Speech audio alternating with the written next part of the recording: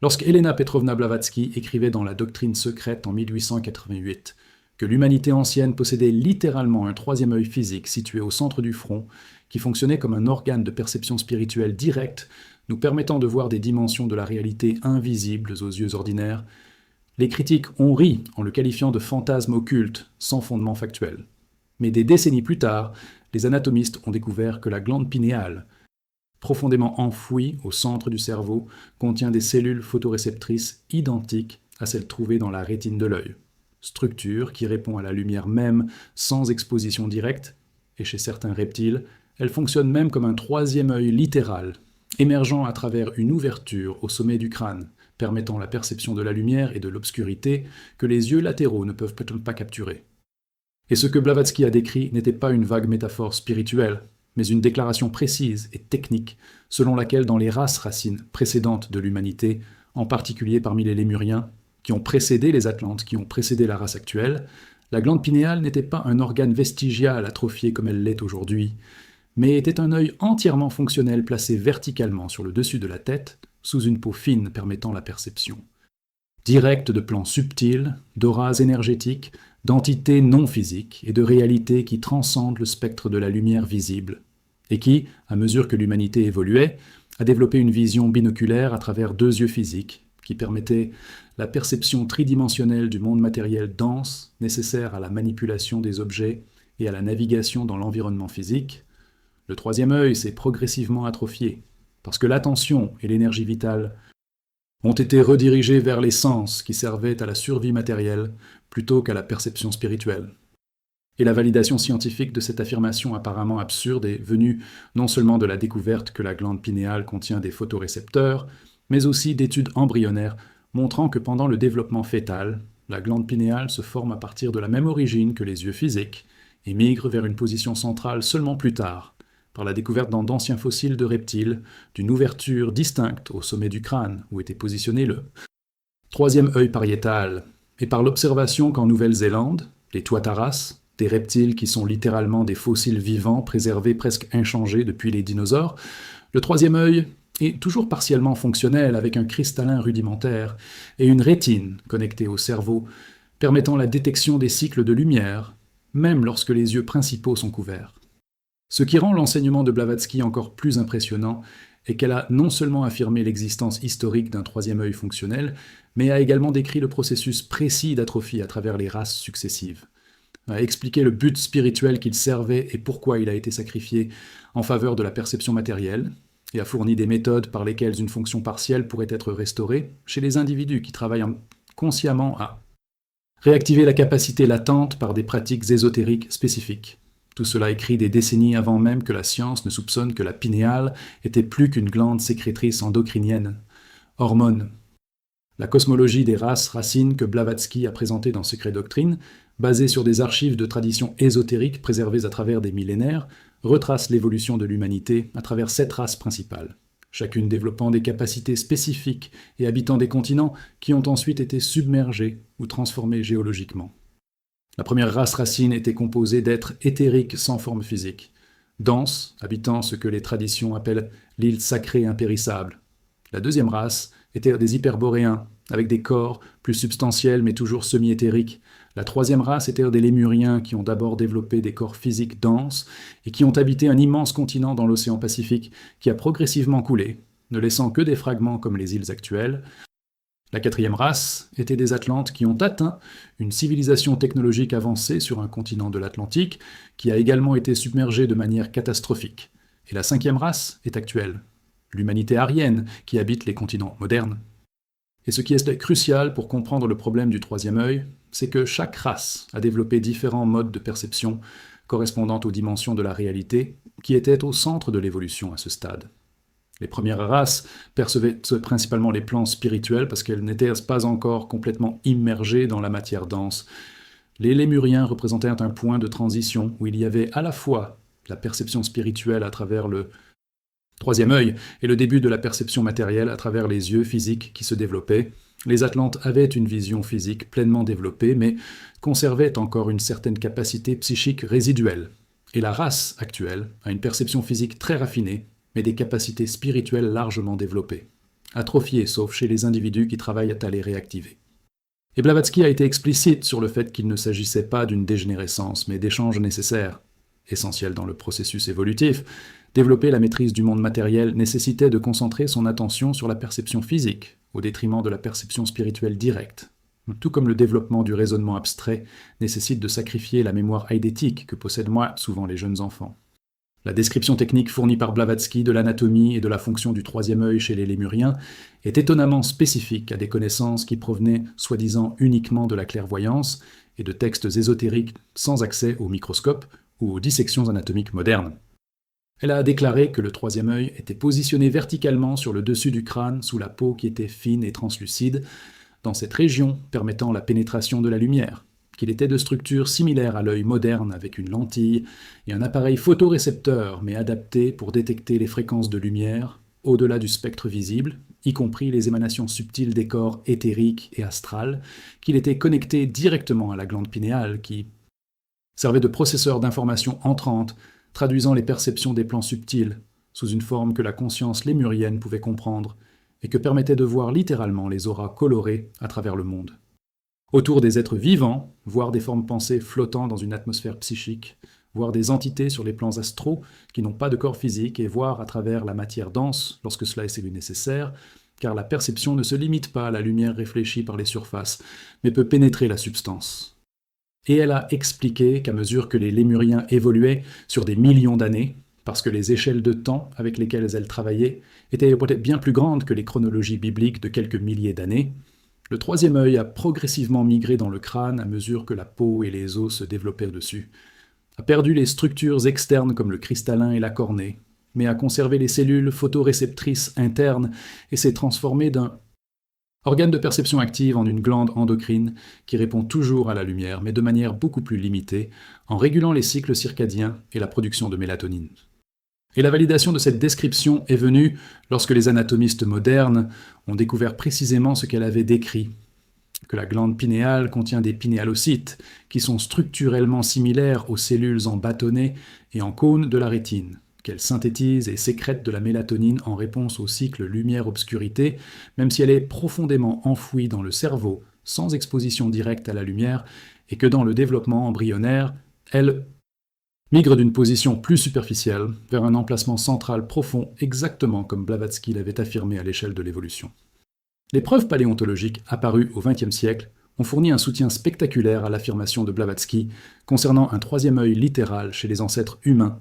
grâce à la découverte que pratiquement tous les anciens vertébrés possédaient une ouverture pariétale ou un foramen pariétal au sommet du crâne où était positionné le troisième œil, que cette ouverture est clairement visible dans les fossiles d'anciens reptiles, les premiers amphibiens et même chez certains mammifères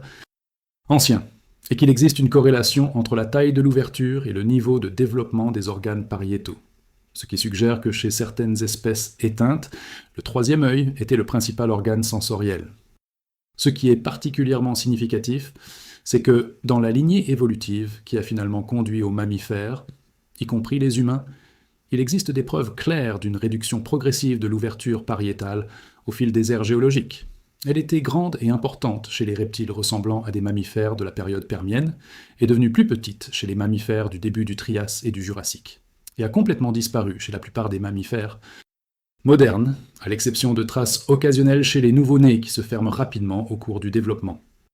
Et cela correspond exactement à la chronologie que Blavatsky avait présentée de l'atrophie progressive du troisième œil à travers les races successives de l'humanité, même si les échelles de temps géologiques de plusieurs millions d'années sont différentes de la chronologie ésotérique avec laquelle elle a travaillé, qui incluait à la fois le temps géologique et les cycles de manifestation sur des plans subtils qui ne laissent aucune trace fossile.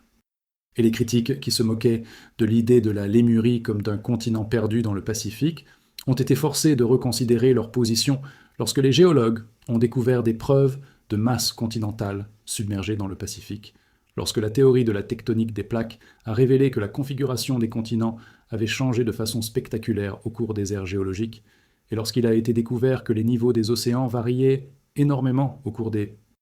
cycles des périodes glaciaires, ce qui signifie que les terres, qui sont maintenant submergées, étaient autrefois habitables. Il y a suffisamment de preuves de changements géologiques massifs pour rendre l'idée moins absurde qu'elle ne le paraissait lorsqu'elle a été proposée pour la première fois. La fonction spécifique que Blavatsky attribuait au troisième œil chez les lémuriens n'était pas seulement de détecter la lumière et l'obscurité, comme l'œil pariétal chez les reptiles modernes, mais il s'agissait d'une perception directe des dimensions non physiques de la réalité. Une capacité qu'elle a appelée clairvoyance naturelle plutôt que clairvoyance développée, que les occultistes modernes peuvent cultiver grâce à la formation. Et elle a expliqué que pour les lémuriens, la perception des plans subtils n'était pas une capacité psychique exceptionnelle, mais était un mode de perception normal, tout comme la vision des couleurs est normale pour les humains modernes, qu'ils voyaient littéralement des auras d'énergie vitale autour des plantes, des animaux et des humains, leur permettant d'évaluer directement la santé et l'état émotionnel, sans avoir besoin de déduire du comportement extérieur, qu'ils voyaient les formes pensées, et les émotions comme des motifs de couleurs et de lumière flottant dans une atmosphère psychique, permettant une communication télépathique plus directe que le langage verbal qui en était encore à des stades primitifs de développement, qui voyait des entités. Sur les plans astraux, y compris les esprits de la nature, ou les élémentaux qui ont interagi avec le monde physique d'une manière que les humains modernes ne reconnaissent pas parce qu'ils ne peuvent pas percevoir, et qui ont vu les connexions karmiques et les lignes de destin comme des réseaux de lumière, reliant des êtres qui entretenaient des relations significatives, nous permettant de comprendre les relations d'une manière qui transcendait complètement l'analyse sociale sur laquelle s'appuient les humains modernes. Et la perte de cette capacité, décrite par Blavatsky, n'était pas seulement une atrophie des organes physiques, mais un changement complet du mode de conscience. Les lémuriens vivaient dans un monde à la fois physique et spirituel, où la frontière entre les plans était fluide et perméable, tandis que les humains modernes vivent dans un monde qui semble être uniquement physique, parce que la capacité de percevoir des dimensions subtiles a été sacrifiée au profit d'une perception matérielle hautement raffinée qui permet une manipulation de l'environnement physique avec une précision que les lémuriens n'ont jamais atteinte. Et les échanges n'étaient pas arbitraires, mais ils étaient nécessaires pour la prochaine étape de l'évolution. La maîtrise de la matière physique exigeait de concentrer son attention exclusivement sur la dimension matérielle, au détriment de la perception spirituelle directe, tout comme la maîtrise des mathématiques avancées nécessite de sacrifier du temps qui pourrait être consacré à d'autres activités. La description fournie par Blavatsky du processus par lequel le troisième œil s'atrophie et migre dans le crâne correspond de manière impressionnante à ce que l'embryologie moderne a découvert sur le développement de la glande pinéale pendant la grossesse. Elle a déclaré que dans les premiers stades du développement, le troisième œil était positionné superficiellement sous la peau sur le dessus de la tête, qu'à mesure que le crâne se développait, l'os se développait progressivement autour et au-dessus de l'organe, l'enfermant dans une chambre osseuse, que les structures externes telles que le cristallin et la cornée s'atrophiaient, parce qu'elles n'étaient plus nécessaires puisque l'organe n'était pas exposé directement à la lumière, mais que les cellules photoréceptrices internes étaient préservées parce qu'elles remplissaient toujours la fonction de détecter la lumière pénétrant à travers le crâne et de réguler les processus corporels en fonction de cycles lumière-obscurité. Et les embryologistes modernes ont découvert qu'au cours du développement fœtal humain, la glande pinéale était formée par l'évagination du toit du troisième ventricule du cerveau, dans une région relativement superficielle chez le premier embryon. Qu'à mesure que le crâne se développe et que le cerveau grandit, la pinéale est progressivement enfermée dans une structure osseuse, migrant vers une position profonde, au centre du cerveau, qu'au cours des premiers stades, la pinéale a une structure plus similaire à celle de l'œil, avec des cellules organisées en couches distinctes, mais qu'à mesure que le développement continue, cette organisation devient moins évidente, et que les pinéalocytes qui produisent la mélatonine sont structurellement et fonctionnellement similaires aux photorécepteurs de la rétine, conservant la capacité de répondre à la lumière même sans exposition directe.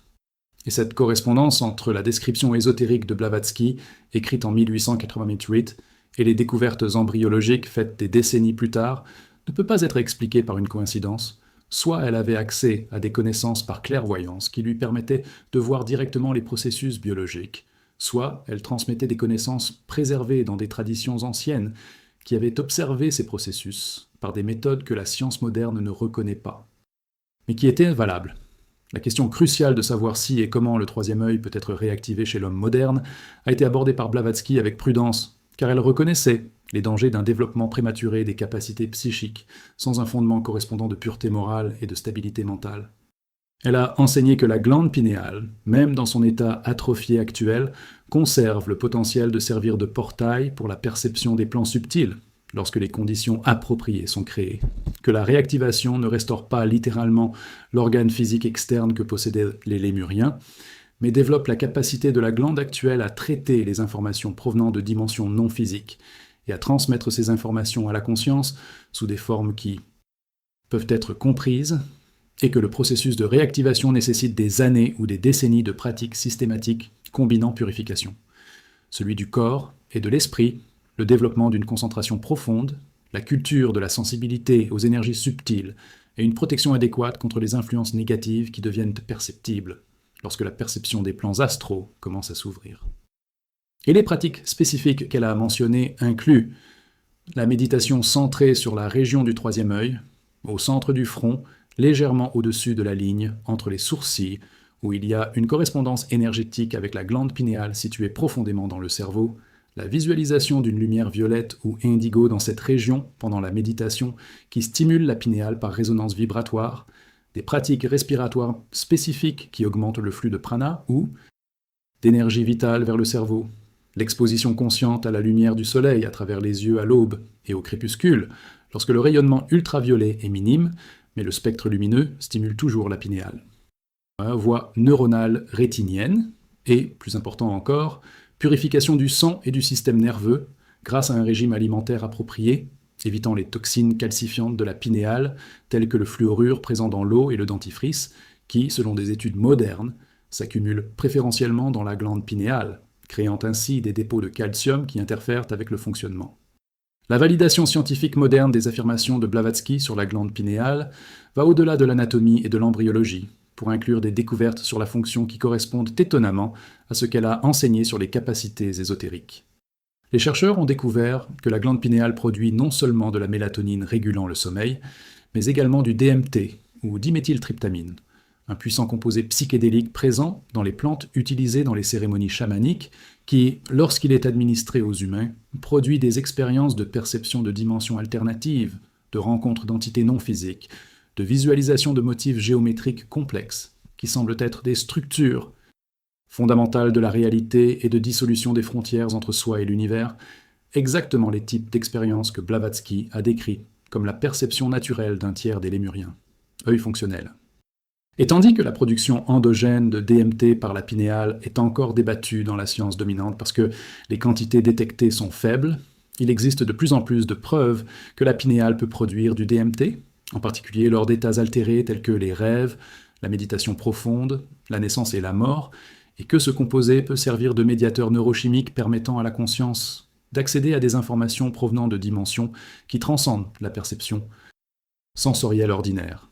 Et la découverte ultérieure que la glande pinéale contient des cristaux de calcite qui ont des propriétés piézoélectriques, ce qui signifie qu'ils répondent aux champs électromagnétiques en générant des signaux électriques, fournit un mécanisme plausible par lequel la glande pinéale pourrait détecter des champs d'énergie subtils que les traditions ésotériques décrivent comme des auras ou des émanations de corps subtils. Si ces champs existent, et s'ils ont une composante électromagnétique, alors les cristaux piézoélectriques de la glande pinéale pourraient théoriquement les détecter et les traduire en signaux neuronaux que le cerveau peut traiter. L'implication profonde des enseignements de Blavatsky sur le troisième œil, partiellement validée par les découvertes scientifiques modernes, est que la perception humaine de la réalité est beaucoup plus limitée que la plupart ne le pensent. Vous vivez dans un univers multidimensionnel, mais n'en percevez qu'une étroite tranche à travers les sens physiques, qui ont été optimisés pour naviguer dans le monde matériel, mais qui filtrent complètement les dimensions subtiles, qui sont aussi réelles que physiques, mais qui nécessitent différents organes de perception. Et le sacrifice évolutif d'un troisième œil fonctionnel en faveur d'une vision binoculaire raffinée était nécessaire pour développer la civilisation technologique et la maîtrise de la matière, mais il s'est fait au prix de la perte du lien direct avec les dimensions spirituelles, de l'oubli que la réalité est bien plus vaste que la surface matérielle, de la chute dans l'illusion que seul ce qui peut être mesuré et pesé est réel, alors que tout le reste n'est qu'imagination ou superstition. Et Blavatsky a enseigné que la prochaine étape de l'évolution humaine impliquera de retrouver les capacités perdues, mais sous une forme supérieure. Non pas revenir à un état lémurien où la perception spirituelle était naturelle, mais la perception matérielle limitée, mais développer une intégration consciente, où il y a à la fois la maîtrise du monde physique par l'intellect et la technologie, et l'accès au plan subtil grâce à des troisièmes yeux réactivés et des capacités psychiques développées créant un être humain complet qui peut fonctionner simultanément sur plusieurs niveaux de réalité plutôt que d'être piégé dans l'un ou l'autre. Et le travail de réactivation du troisième œil n'est pas pour tout le monde et il n'est pas approprié de forcer prématurément. Mais pour ceux qui ressentent une véritable vocation plutôt qu'une simple curiosité,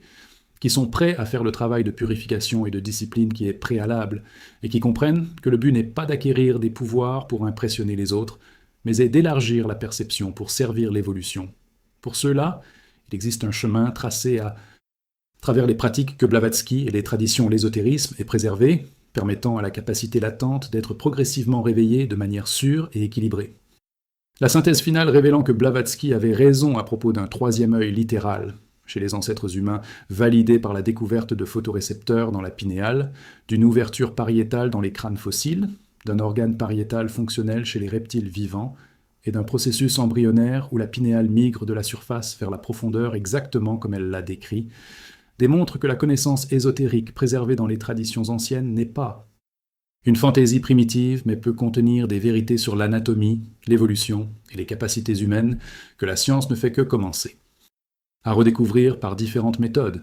Et l'implication est que d'autres affirmations apparemment absurdes faites par Blavatsky sur la constitution cachée des humains, sur les plans subtils d'existence, sur les capacités latentes de la conscience, et sur le but évolutif de l'humanité méritent un examen sérieux plutôt qu'un rejet automatique. Car si elle avait raison à propos du troisième œil contre tout scepticisme de l'époque, elle a peut-être raison sur bien plus de choses qui n'ont pas encore été validées, mais qui le seront finalement lorsque la science développera les instruments et les concepts nécessaires pour détecter et comprendre les dimensions de la réalité qui transcendent la matière dense. C'est le seul objectif du paradigme actuel.